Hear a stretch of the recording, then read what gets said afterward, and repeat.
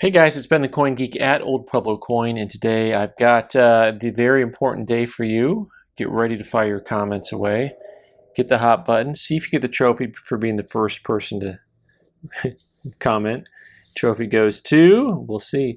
So this is my first CAC grading package that we're getting back here. Boxes are very nice and strong.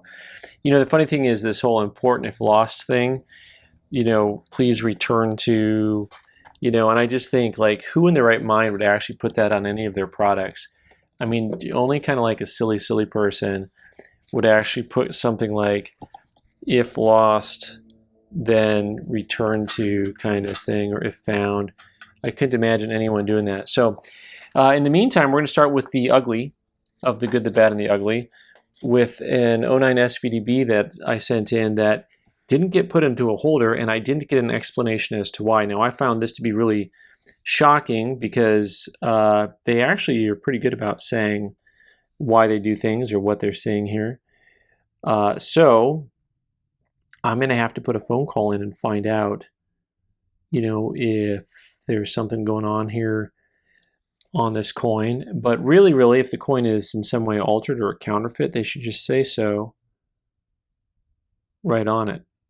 So I am thinking maybe that is an added S. I got it from an old album. I didn't look at it very close, but I really liked the VDB. The VDB is correct. You got that slanted B there, but I guess you had to be there. I will have to call. So that is the ugly. Congratulations. Now you got to see the new holders.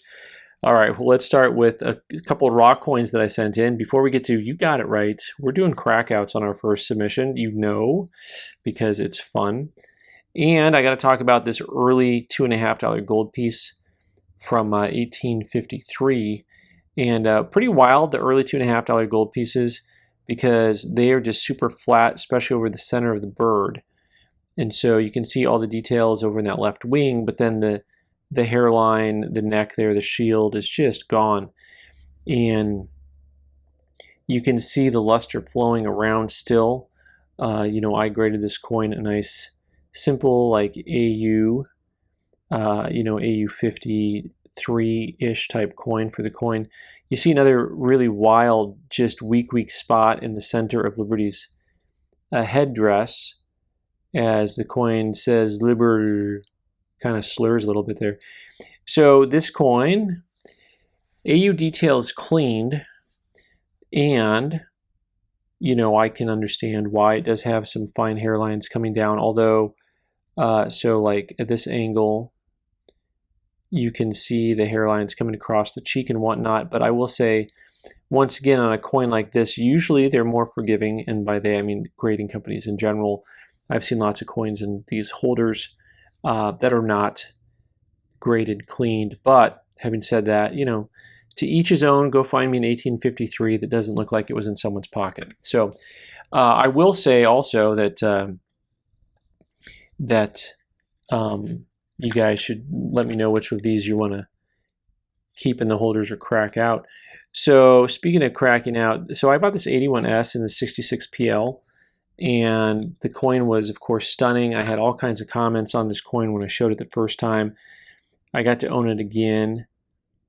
And I thought, well, let's go ahead and for our first little crack out challenge, our first CAC submission, send this bad boy in.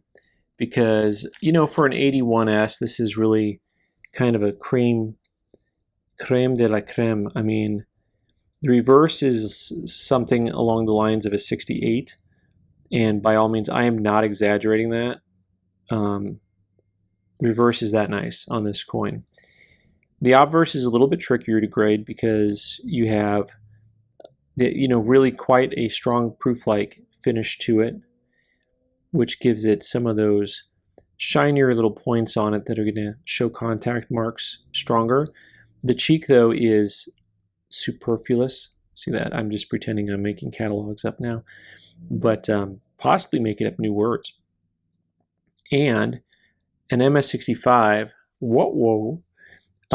You tell me once again which coins are going to be in your keep and which ones are going to be in your crack out pile. We're moving on to a customer's coin, and this coin was proof 64. And we both really liked the coin and said, you know what, let's go ahead and see if we can get this in a 65 holder, because the fields were super nice. Really, really lovely, loved the coin. And so it came back a proof details wiped. So far, I think you all know we're doing great. Now there are a few fine hairlines here in the field to the right, but also, if you looked at a bunch of these walkers before in proof, wiped, I mean, this field is really nice. And there again, you can see those hairlines a little bit in there, but still, you know, that's a part of the grading on these guys because the proofs are so delicate. You get stuff like that on, you know, and that's probably why it was a 64 and now it's off the screen. That's how that works. Legacy coins. We got a couple legacy coins coming up here, and not the type of legacy coin that you're thinking of. First, I'm going to start off with this bad boy, 1955 double die, that was graded XF45, XF45 back in the day by ANACS.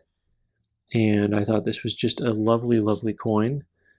Have fun guessing the grade on this. What did they do? What did they do? And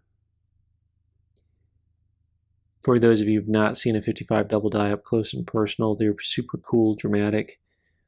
One of the neatest errors in hand, or varieties in hand, that you can get. The engineer hates that I always misuse error and variety. I throw them around like they're synonyms when they're not.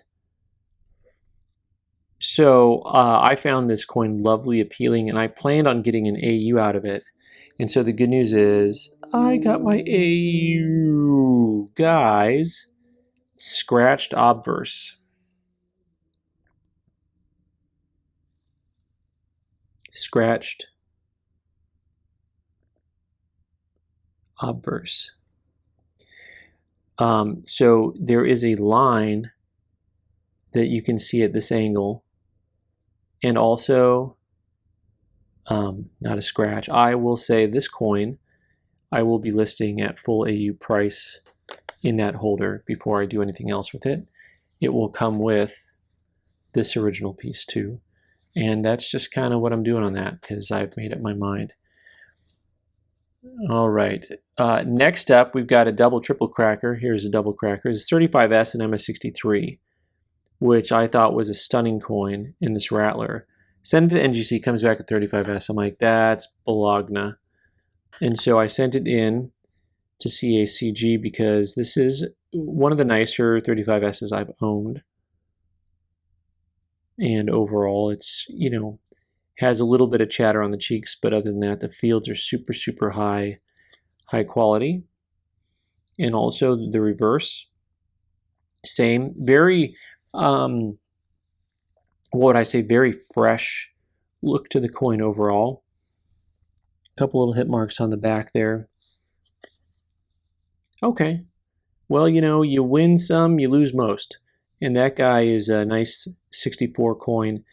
That is something that I've been waiting for this coin to get into the proper holder for a little bit now.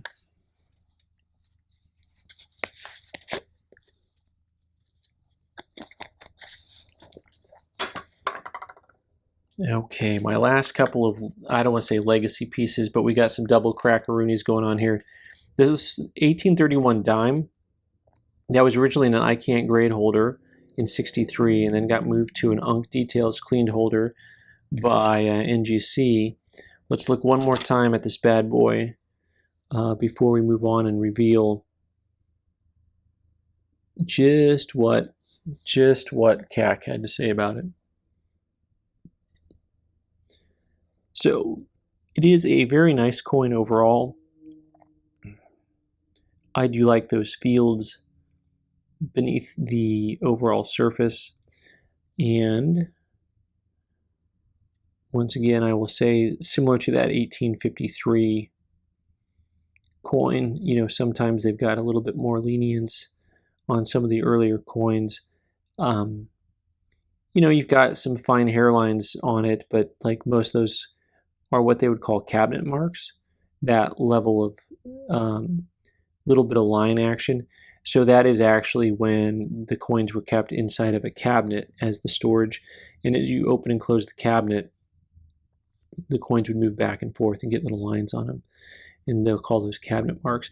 I do think that you mostly see a full luster bloom over the cheek on this coin, but I'm not going to try to oversell it. They did call it details cleaned also.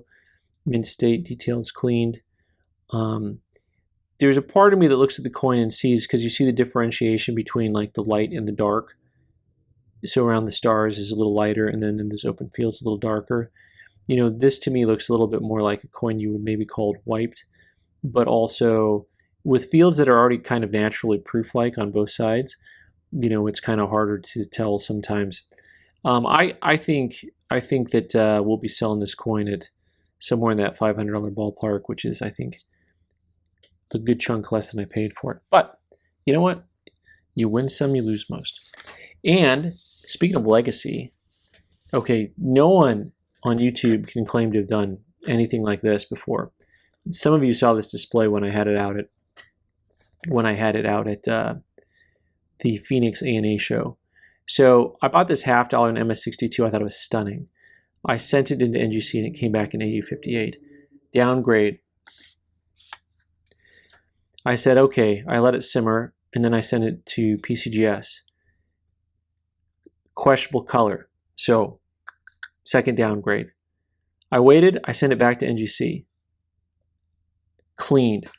Third downgrade. I actually got this coin downgraded 3 times, which is very hard to do, but I have a special skill set that's hard to replicate. So, formerly MS62, let's revisit one of our friends, a legacy coin, but not in the type that you want when it comes to what these guys do. A very bold coin overall, and lovely luster around the edges. My new least favorite series of coin, all thanks to one coin. AU58, and maybe I'll just keep this coin forever as a reminder of what not to do. But anyways, that was fun. It was fun for me, losing money. It was good. I enjoyed it quite a bit, and I hope you guys did too. Some of these will be available for sale on the website. I know the 55 double die will price as is. I'm on the cracker wagon on that guy, I ain't gonna lie.